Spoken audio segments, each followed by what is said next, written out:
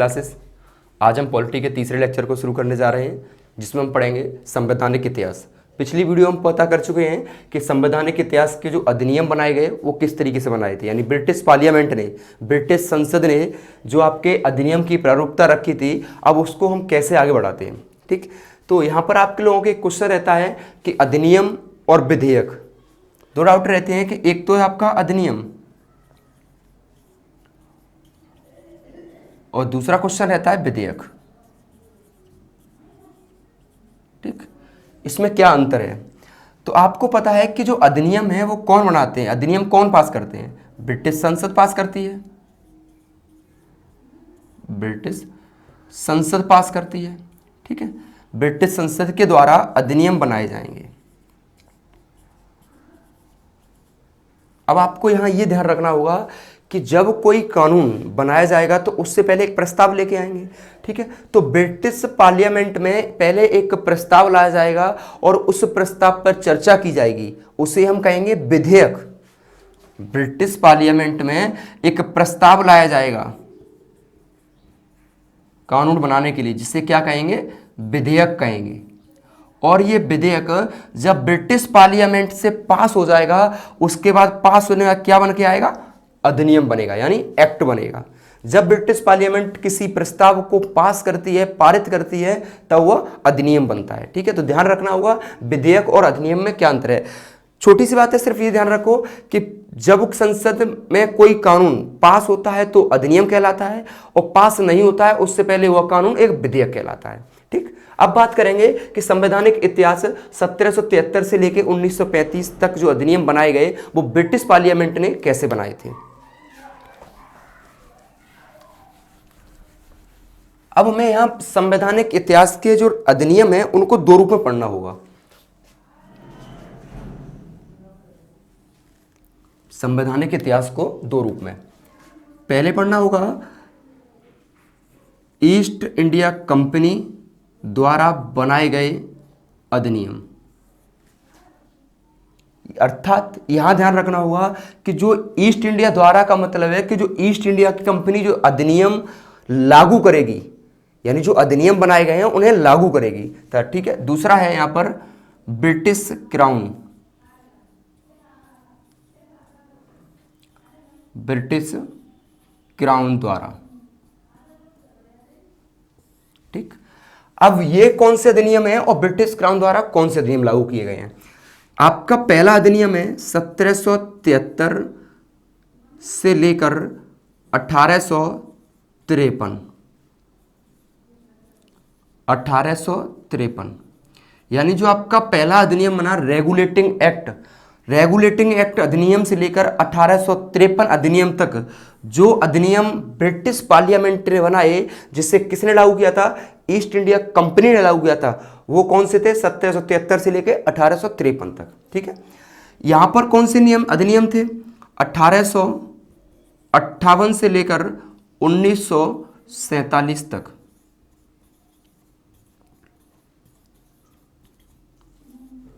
आपको सिंपल सी बात पहले ये ध्यान रखनी है कि जो अधिनियम बनाए जाएंगे वो ब्रिटिश संसद बनाएगी, ब्रिटिश संसद बनाएगी। देखते हैं कैसे। देखो, ब्रिटिश है, ठीक है, थोड़ा देख लें। ब्रिटिश में सबसे सर्वोच्च कौन होता है? वहां का ताज, क्राउन, क्राउन को क्या कहते हैं? राजा, राजा या रानी सबसे सर्वोच्च होते हैं वहां पर। ठीक है, इनके अंडर कौन होता है काम करने वाले? ये किसके, इनके नीचे कौन काम करते हैं? इसके नीचे रहती है ब्रिटिश पार्लियामेंट, यानी ब्रिटिश संसद। ठीक, ब्रिटिश संसद। अब ये ब्रिटिश संसद कानून बनाएगी, यानी अधिनियम बनाएगी। किसके लिए? ईस्ट इंडिया कंपनी के लिए। ईस्ट इंडिया कंपनी कहां पर है? आपके भारत में है। ईस्ट इंडिया कंपनी कहां पर है? आपके भारत में। अर्थात ब्रिटिश संसद पर किसका अधिकार होगा? राजा या महारानी या राजा का अधिकार होगा। ठीक है, ये जो कानून बनाएंगे वो किसके लिए बनाएंगे? ईस्ट इंडिया कंपनी के लिए बनाएंगे। अब ईस्ट इंडिया कंपनी कहां पर है? आपके भारत में है। अब भारत में ईस्ट इंडिया कंपनी के अंदर कौन काम करता है? नीचे गवर्नर या गवर्नर जनरल। ठीक। अब तो ये कानून जो बनाए जाएंगे वो कानून दो रूप में देखने को मिलेंगे। एक मिलेगा 1773 से लेकर 1853 अधिनियम तक, दूसरा मिलेगा 1858 से 1947 अधिनियम। इसमें थोड़ा सा एक कहानी है, कैसे कि जो 1773 से 1853 तक जो अधिनियम बनाए गए वो ब्रिटिश पार्लियामेंट ने बनाए, ईस्ट इंडिया कंपनी ने भारत में लागू किए। लेकिन एक 1857 की क्रांति हुई। इस क्रांति के बाद जो भारत में ईस्ट इंडिया कंपनी का अधिकार था, जो भारत में ईस्ट इंडिया कंपनी का अधिकार था, वो पूरा बदल गया। जो अधिकार ईस्ट इंडिया कंपनी करती थी, व्यापारिक अधिकार, वो सारे अधिकार किसके पास पहुंच गए? ब्रिटिश क्राउन के पास पहुंच गए, यानी ब्रिटिश के राजा के पास पहुंच गए।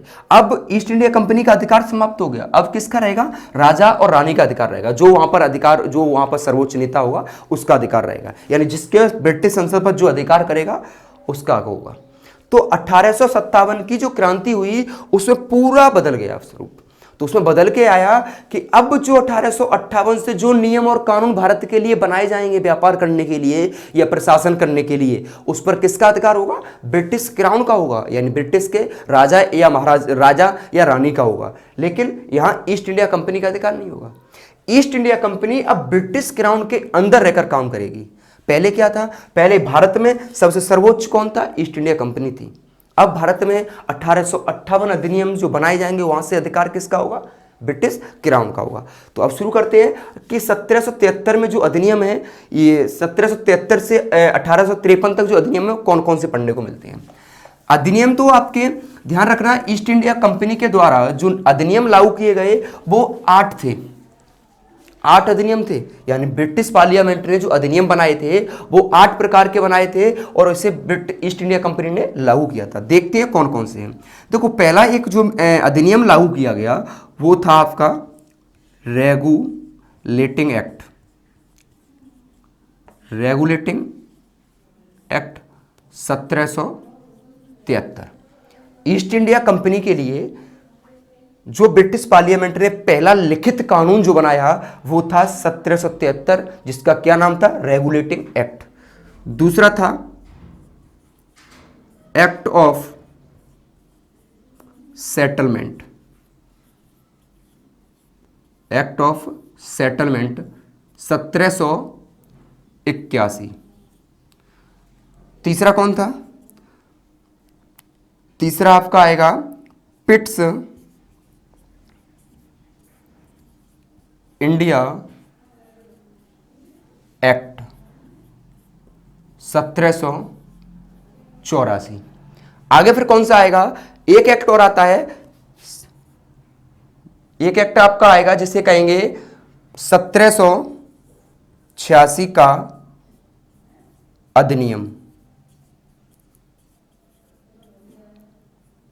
1786 का अधिनियम, इसे एक विशेष एक्ट के रूप में देखा गया था।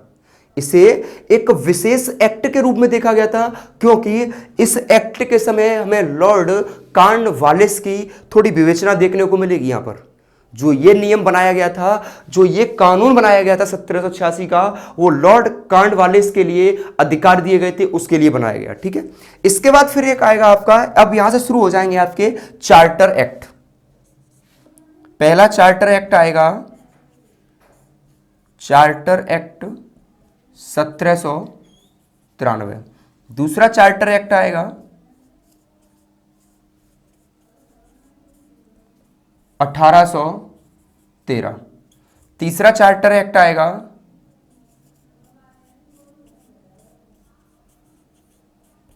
1833। एक चार्टर एक्ट और आएगा लास्ट का आपका अंतिम, चार्टर एक्ट 1853।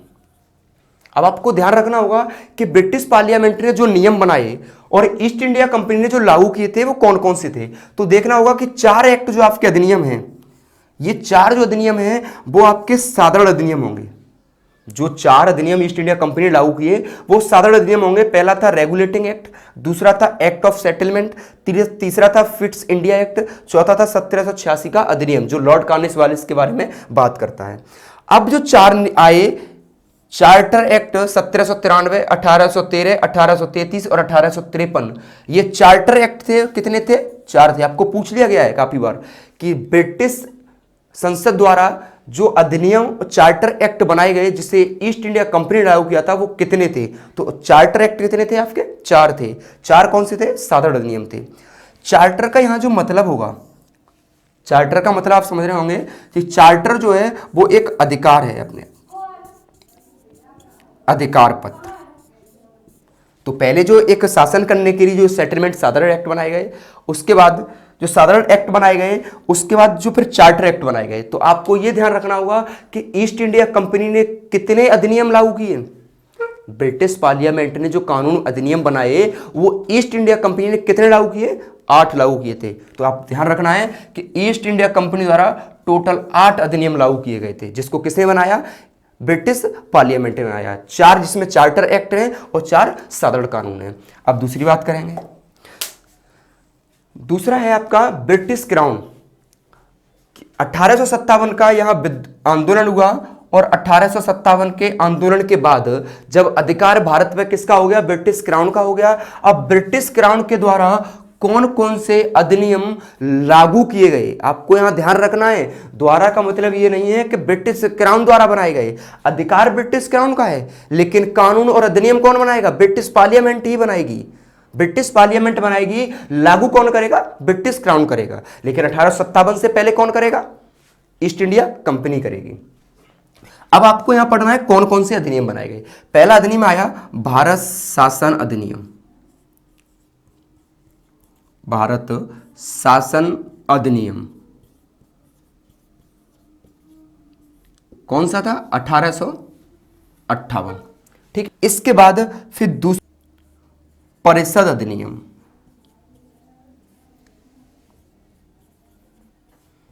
भारत परिषद अधिनियम 1861। अब आपको यहां यह ध्यान रखना होगा कि पहला था भारत शासन अधिनियम और दूसरा बना भारत परिषद, यानी council act, Indian council act बनाए गए यहां से। अब इंडियन काउंसिल एक्ट कितने बनाए गए वो आपको देखना है। तो पहला रहा आपका 1861 और दूसरा आएगा भारत परिषद अधिनियम 1892। ठीक। तीसरा आएगा भारत परिषद अधिनियम। भारत परिषद अधिनियम आपने एक देखा होगा कि जहां गवर्नर और वॉइसरॉय हुआ करते थे उनके नाम से जो कानून बनाए गए, तो इसका थोड़ा नाम एक और करके आता है, मार्ले मिंटो सुधार अधिनियम। मार्ले मिंटो सुधार अधिनियम ये कौन सा है? 1909। आगे कौन सा आएगा? भारत शासन अधिनियम या मॉन्टेग्यू चेम्सफोर्ड अधिनियम 1919। और एक अंतिम बनता है भारत शासन अधिनियम, भारत शासन अधिनियम 1935। ठीक।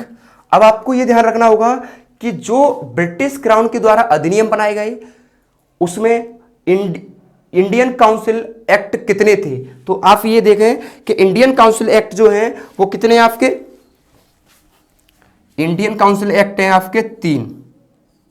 तो ब्रिटिश क्राउन द्वारा 3 इंडियन काउंसिल एक्ट बनाए गए और आपके अंतिम में 2 भारत शासन अधिनियम बनाए गए, जिसमें अब आपको यह ध्यान रखना होगा कि भारत परिषद अधिनियम 1909 जो था उसका एक और नाम था मार्ले मिंटो सुधार अधिनियम। ये मार्ले मिंटो कौन थे? मार्ले आपके यहां के गवर्नर थे और मिंटो जो थे वो वॉइसराय थे, ठीक है। तो उन्होंने जो संशोधन करके सुधार किया तो उनके नाम से फिर जो अधिनियम बनाया गया उसे कहा गया मार्ले मिंटो सुधार अधिनियम। ऐसे ही आपके आए मॉन्टेग्यू चेम्सफोर्ड, तो मॉन्टेग्यू गवर्नर और वॉइसराय, तो दोनों लोगों ने जो संशोधन किया उनके नाम से मॉन्टेग्यू चेम्सफोर्ड सुधार अधिनियम भी बनाए गए। आपका अंतिम बनाया गया भारत शासन अधिनियम 1935। अब आपको ध्यान रखना है कि जो 1858 से लेकर 1935 तक जो जो अधिनियम बनाए गए हैं वो किसने लागू किए हैं? ब्रिटिश क्राउन ने लागू किए हैं। किसने बनाए थे? ब्रिटिश पार्लियामेंट ने बनाए थे। सिंपल सी बात आपको ये ध्यान रखनी है कि संविधान के अंतर्गत जो भी कानून और नियम बनाए जाएंगे वो एक संसद बनाएगी। लेकिन जब ब्रिटिश का शासन था तो ब्रिटेन शासन के समय 1773 से लेकर 1853 तक जो अधिनियम बनाए गए हैं उन्हें ईस्ट इंडिया कंपनी द्वारा लागू किया गया है। और जो 1858 से लेकर 1947 तक जो अधिनियम बनाए गए हैं उन्हें किसने लागू किया है? ब्रिटिश क्राउन ने लागू किया है। अब भी एक बात और आपको ध्यान रखनी होगी कि जो ब्रिटिश क्राउन ने, मैंने आपको ये डेट डाली है 1947, ठीक है। आपने पढ़ा होगा कि 1935 अधिनियम पढ़ रहे हैं। ये संवैधानिक इतिहास जो आता है वो 1773 से लेकर 1935 का ही आएगा। लेकिन ब्रिटिश क्राउन ने जो अधिनियम लागू किए हैं वो 1858 से लेकर 1947 तक जितने अधिनियम बने हैं वो किसने लागू किए हैं? ब्रिटिश क्राउन ने। तो इसके बाद शासन अधिनियम 1935 के बाद कुछ अधिनियम और बनाए गए थे जहां से आपके संवैधानिक विकास शुरू होगा, वहीं से आपकी संवैधानिक यात्रा शुरू। देखो, तो अब हमने भारत शासन अधिनियम 1935 तक देखा। अब इसके बाद देखेंगे कि 1947 तक कौन कौन से अधिनियम आए। तो अब आपको ध्यान रखना होगा कि जो अधिनियम आए हैं 1935 के बाद जो अधिनियम बनाए गए वहीं से आपके भारतीय संविधान जो है उसकी संवैधानिक यात्रा प्रारंभ होती है। कि आपके ब्रिटिश जो क्राउन था, ब्रिटिश जो ताज था और ईस्ट इंडिया कंपनी ने मान लिया था कि अब हम आपके संविधान के लिए, संविधान निर्माण करने के लिए बात करते हैं और आपकी संविधान सभा का निर्माण करते हैं। तो पहला जो अधिनियम बनाया ब्रिटिश क्राउन ने लागू किया उसका नाम था अगस्त प्रस्ताव 1940।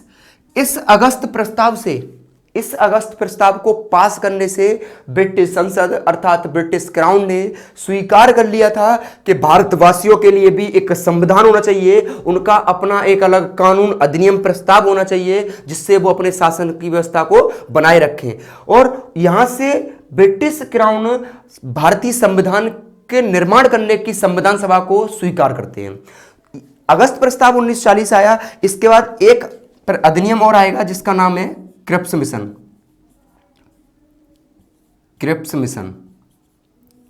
1942, ठीक। दूसरा एक अधिनियम और आया। इसके बाद एक योजना आई जिसे भी वो कानून भी था जिसका नाम था वेवल योजना।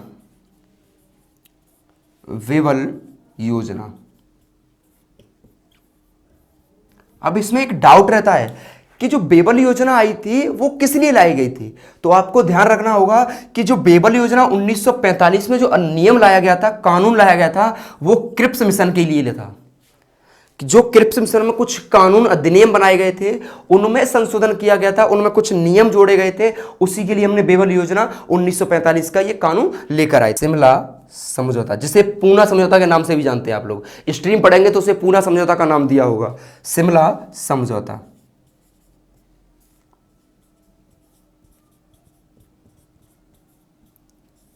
1945, ठीक। अब जो ये अधिनियम बने, यहां से आपके ब्रिटिश संसद ने संविधान बनाने के लिए संविधान सभा को स्वीकार कर लिया कि हम एक संविधान सभा का गठन करेंगे और आपके लिए संविधान का निर्माण करेंगे। लेकिन संविधान का जो निर्माण शुरू होता है वो कहां से होता है? वो अंतिम अधिनियम कौन सा था? तो वो अंतिम जो अधिनियम था वो था आपका कैबिनेट मिशन।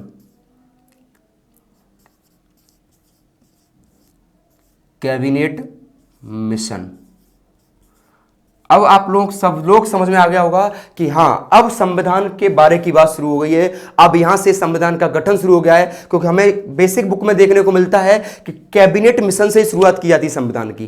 पहली कैबिनेट मिशन की पहली बैठक कब हुई, कैबिनेट मिशन कब आया, कैबिनेट मिशन में कौन कौन से लोग थे, कितने सदस्य थे, तो ये काफी बार पूछा गया है। कैबिनेट मिशन कब आया था? 1946 को। यहां थोड़ा बता दें कि कैबिनेट मिशन की पहली बैठक कब हुई थी? 9 दिसंबर 1940 को। अब यहां से आपका संविधान का निर्माण शुरू होगा, लेकिन पूरे संविधान के निर्माण के बाद आपके स्वतंत्रता मिलने के पहले तक, स्वतंत्रता मिलने से पहले तक देख ले, थोड़ा इधर लिख लेता हूं, 3 जून 1947, ये डेट सबको ध्यान आ गई होगी। 3 जून 1947 तक एक अंतिम अधिनियम बनाया गया था जिसका नाम था माउंटबेटन अधिनियम। वेटेन अधिनियम।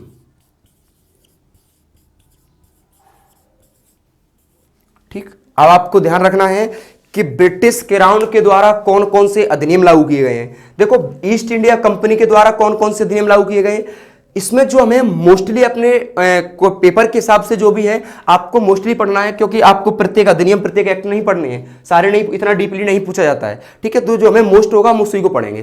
तो इसमें पहला जो आपका मोस्टली रहता है कि रेगुलेटिंग एक्ट, उसका पीट्स इंडिया एक्ट, उसका चारों जो एक्ट, जो चार्टर एक्ट हैं उनके बारे में पूछ लेता है कि कौन कौन से charter act east India company द्वारा लागू किए गए या ब्रिटिश क्राउन के द्वारा लागू किए गए। यहां पर आपको ध्यान रखना होगा कि कौन से परिषद अधिनियम ब्रिटिश क्राउन द्वारा पारित किए गए हैं, लागू किए गए हैं, या ये जो अधिनियम के नाम दिए होंगे, अगस्त प्रस्ताव, क्रिप्स मिशन, वेवर योजना, शिमला समझौता, कैबिनेट मिशन और माउंटबेटन अधिनियम। अब इसमें से किसी एक का नाम दिया होगा और पूछ लिया जाएगा कि कौन सा अधिनियम ब्रिटिश क्राउन या आपका दिया होगा ईस्ट इंडिया कंपनी द्वारा लागू किया गया है। तो आपको ध्यान रखना है कि जो मैंने सारे अधिनियम इधर आपको समझाए हैं वो सभी अधिनियम आपके ब्रिटिश क्राउन के द्वारा लागू किए गए हैं, और आपके जो 8 अधिनियम हैं वो ईस्ट इंडिया कंपनी के द्वारा लागू किए गए हैं, जिसमें मोस्टली आपका रेगुलेटिंग एक्ट और पीट्स इंडिया एक्ट पूछा जाता है। अगर इसमें से कोई एक अधिनियम का नाम दिया हो तो आप सिंपल तो समझ जाना कि 1858 के बाद जो भी अधिनियम बनाए गए, 1858 के बाद जो भी अधिनियम बनाए गए वो किसने लागू किए, ब्रिटिश क्राउन ने लागू किए, और 1858 से पहले जो भी अधिनियम बनाए गए वो किसने लागू किए, ईस्ट इंडिया कंपनी ने लागू किए। आपको यहां एक डेट देखने को मिल रहा होगा कि यहां, चलो आगे बात करते हैं वो कैसे है। अब बात करेंगे हम रेगुलेटिंग एक्ट की। हम अपने शुरुआत करते हैं संवैधानिक इतिहास का, जो पहला लिखित कानून बनाया गया रेगुलेटिंग एक्ट, शुरू करते हैं। अब हम बात करेंगे रेगुलेटिंग एक्ट, यानी संवैधानिक इतिहास की जो शुरुआत होती है वो किस अधिनियम से होती है, वो कौन सा अधिनियम था। पहला अधिनियम जो बनाया गया वो कौन सा है आपका, रेगुलेटिंग एक्ट।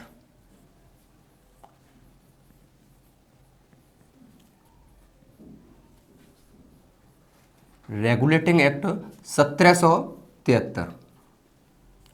ठीक, अब आपको यहां छोटी छोटी 2-3 बातें याद रखनी होंगी कि भारत में ईस्ट इंडिया कंपनी द्वारा पहला कौन सा कानून लागू किया गया, तो रेगुलेटिंग एक्ट किया गया। कब किया गया, 1773 में किया गया। ठीक है, यह किससे संबंधित था, यह आपके भारत में व्यापारिक अधिकारों से संबंधित था। ठीक है, दूसरी बात करेंगे कि यह अधिनियम रेगुलेटिंग जो एक्ट था वो किसने बनाया था, तो ब्रिटिश पार्लियामेंट यानी ब्रिटिश संसद ने बनाया था। किसने लागू किया था, ईस्ट इंडिया कंपनी ने लागू किया था। तो लिख लें, यह पहला जो है ब्रिटिश संसद द्वारा बनाया गया, ब्रिटिश संसद द्वारा बनाया गया। ठीक, दूसरी बात, जब ब्रिटिश संसद है तो इसका कोई सर्वोच्च नेता होगा। अब इस पर अधिकार किसका था, यहां का उस समय का कोई राजा भी होगा, तो इसके राजा कौन थे तब, राजा थे आपके जॉर्ज तृतीय। भैया जब संसद है, राजा है, तो कोई सरकार भी होगी, जब सरकार होगी तो सरकार का कोई प्रमुख भी होगा, जिसे हम क्या कहते हैं, प्रधानमंत्री कहते हैं। और तो प्रधानमंत्री इस समय कौन थे, इस समय प्रधानमंत्री थे नॉर्थे, विलियम नॉर्थे, जिसे नार्थ या नॉर्थे के नाम से जाना जाता है। ठीक है, अब इस समय एक बात और ध्यान रखनी होगी कि regulating act east India company द्वारा लागू किया गया था। कहां किया गया था, भारत बनाया कहां गया था, ब्रिटिश संसद कहां पर थी आपकी, लंदन में थी, इसका हेडक्वार्टर लंदन में था, तो लंदन में इसको बनाया गया, भारत के लिए बनाया गया था। ईस्ट इंडिया कंपनी ने इसको लागू किया, तो ईस्ट इंडिया कंपनी जो लागू किया था उस समय उसका अधिकार किस पे था, बंगाल पर था। जब बंगाल पे था तो बंगाल के गवर्नर भी होंगे, तो बंगाल के जो गवर्नर थे वो कौन थे, Warren Hastings, Warren Hastings governor थे। ठीक, दूसरी बात, अब काफी लोगों का क्वेश्चन ये रहता है कि ये बंगाल के गवर्नर थे 1773 में, और आपकी संधि जो हुई थी, समझौता हुआ था 1765 में, क्या उस समय कोई गवर्नर नहीं बनाया गया? उस समय भी गवर्नर बनाए गए थे। उस समय भी जो गवर्नर बनाए गए सन 1765 में, वो आपके प्रथम गवर्नर थे। वो आपके प्रथम गवर्नर थे। कौन थे? रेवोट। रेवोट, ठीक। जो रेवोट थे वो बंगाल के प्रथम गवर्नर थे, लेकिन regulating act east India company द्वारा 1773 में लागू किया गया। उस समय बंगाल के गवर्नर कौन थे? उस समय आपके बंगाल के गवर्नर वारेन हास्टिंग थे। ये यहां से 2-3 पॉइंट आपको याद रखना है कि रेगुलेटिंग एक्ट किसके द्वारा बनाया गया? ब्रिटिश संसद द्वारा बनाया गया। उस समय राजा कौन थे? जॉर्ज तृतीय थे। ये प्रधानमंत्री से इतना क्वेश्चन नहीं रहता यहां से कोई, ठीक है। जब सरकार थी भाई, किसी ने कोई प्रमुख रहा होगा, ठीक। उसके बाद उस समय जब ये एक्ट लागू किया गया ईस्ट इंडिया कंपनी द्वारा, उस समय बंगाल के गवर्नर कौन थे? तो उस समय बंगाल गवर्नर वारेन हास्टिंग थे। अगर पूछ ले कि बंगाल के प्रथम गवर्नर कौन थे, तो रेवोट थे। अब बात करेंगे इसके रेगुलेटिंग एक्ट के द्वारा कौन कौन से प्रावधान किए गए। तो रेगुलेटिंग एक्ट के द्वारा 2 से 3 प्रावधान किए गए जो ज्यादातर मोस्टली रहे हैं। आपके कौन से हैं देखते हैं। पहला तो जो नियम अधिनियम जो प्रावधान किया गया वो सिंपल सा है कि आपके बंगाल के गवर्नर कौन थे। देखो देख लेते हैं। ये आपका भारत था, यहां आपका बंगाल था, ये मद्रास था, और ये मुंबई था, बंबई था आपका, ठीक। तो तीनों जगह ये तीनों प्रेसिडेंसी आपके किसके अधीन थी? ईस्ट इंडिया कंपनी के अधीन थी। यानी अर्थात भारत पर सबसे पहले जो अधिकार किया गया बंगाल पे, देखे थे हमने जो 2 युद्ध लड़े गए थे, प्लासी का युद्ध और बक्सर का युद्ध। तो इन दोनों युद्धों से ईस्ट इंडिया कंपनी ने आपके बंगाल, मद्रास और मुंबई तीनों पर अधिकार कर लिया था। जब तीनों पर अधिकार कर लिया तो उसने तीनों जगह, ईस्ट इंडिया कंपनी ने तीनों जगह अपने एक एक गवर्नर नियुक्त किए और कहा अब यहां के व्यापारिक और प्रशासनिक मामले आपके अधिकार के नियंत्रण में रहेंगे, ठीक। तो ये रेगुलेटिंग एक्ट जो 1773 में आया, उसमें इस ब्रिटिश पार्लियामेंट ने एक संशोधन किया। यह कहा कि जो हमारे 3 गवर्नर अलग अलग एरिया में काम करते हैं, क्यों ना हम तीनों का अधिकार किसी एक सर्वोच्च को दे दें, एक सर्वोच्च अधिकारी नियुक्त कर दें। तो सिंपल सी बात याद रखना है, जो बंगाल का गवर्नर था, बंगाल का जो गवर्नर था, ठीक, उसके अंतर्गत ये दोनों गवर्नरों को नियुक्त किया गया। अर्थात बंगाल के गवर्नर को क्या बना दिया? Governor general. Governor general 1773 regulating act के द्वारा पहला कानून जो प्रावधान किया गया वो ये कहा गया कि बंगाल का गवर्नर अब तीनों प्रेसिडेंटियों का गवर्नर जनरल होगा। कैसे? जो यहां पर आपके गवर्नर थे वो इन गवर्नरों को हटा दिया गया और ये दोनों प्रेसिडेंसी आपके किसके अधीन कर दी? बंगाल के अधीन कर दी। तीनों का प्रमुख कौन बना दिया? गवर्नर जनरल बना दिया। अर्थात बंगाल के अधीन कौन कौन सी प्रेसिडेंसी कर दी? आपकी बंबई और मद्रास। अब इन तीनों प्रेसिडेंसियों का कौन होगा गवर्नर? आपका गवर्नर जनरल होगा। अब आपको यहां ध्यान रखना है, यहां पर 2 प्रकार से क्वेश्चन बनता है। पहली बार यह क्वेश्चन बनेगा कि रेगुलेटिंग एक्ट के समय बंगाल का गवर्नर कौन था? केवल रेगुलेटिंग एक्ट के समय बंगाल का गवर्नर कौन था? तो वारेन हास्टिंग था। कौन था बंगाल का गवर्नर? अभी हमने पढ़ा था। बंगाल का जो गवर्नर था वो कौन था? वारेन हास्टिंग, ठीक। अब दूसरी बात यह ध्यान रखनी है कि अब इस एक्ट के द्वारा, इस कानून के द्वारा बंगाल के गवर्नर को गवर्नर जनरल बना दिया गया है। तो अब बंगाल का प्रथम गवर्नर जनरल कौन होगा?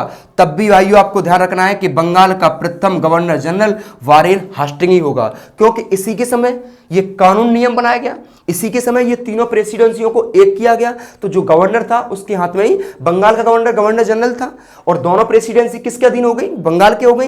तो बंगाल के ही गवर्नर को क्या बना दिया? गवर्नर जनरल बना दिया, ठीक। अब आपको 2 क्वेश्चन रहेंगे कि बंगाल का रेगुलेटिंग एक्ट के समय बंगाल का गवर्नर कौन है? वारेन हास्टिंग है। ठीक है। अब ये कानून जो बन गया, तीनों प्रेसिडेंसी एक के अधीन हो गई।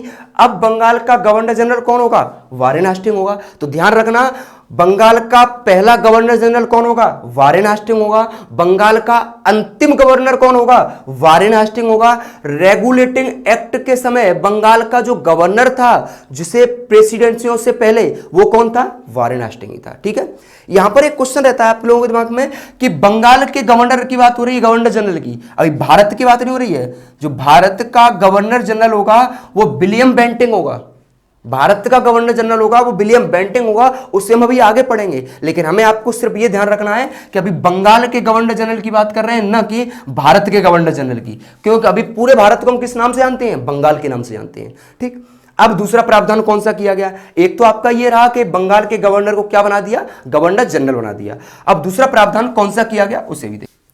दूसरा प्रावधान ये था कि जो रेगुलेटिंग एक्ट था, रेगुलेटिंग एक्ट के द्वारा जो आपके गवर्नर जनरल को बनाया गया संशोधन करके, तो उस गवर्नर जनरल के नीचे कार्य करने के लिए कोई परिषद भी गठित की जाएगी।